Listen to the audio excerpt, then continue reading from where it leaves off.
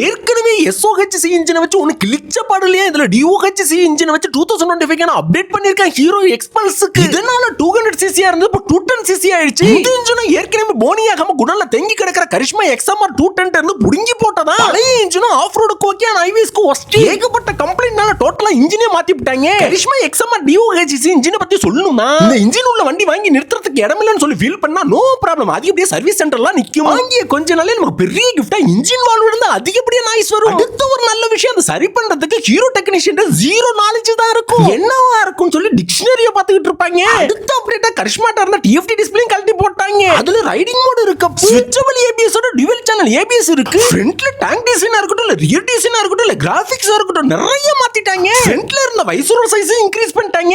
அது மட்டும் இல்லாம ஃப்ரண்ட்ல இருந்த டெலிஸ்கோபிக் சஸ்பென்ஷனோட டிராவல் டிஸ்டன்ஸ் இன்கிரீஸ் பண்ணிட்டாங்க. பார்க்க நல்லா கிடைக்குன்னு சொல்லிட்டு ரியர் ஸ்பார்க் கிட்ட பட்டர் சைஸ் ஆக்கிட்டாங்க. முன்னாடி காட்டில சீட் நல்லா குஷனாவும் ஹைட் இன்கிரீஸ் பண்ணிட்டாங்க. அட கொய்யால ஸ்லிப்பர் கிளட்ச் வச்சிட்டாங்க. முன்னாடி 5 ஸ்பீட் கியர் பாக்ஸ் இருந்தது இப்ப 6 ஸ்பீட் கியர் பாக்ஸ் ஆயிடுச்சுல.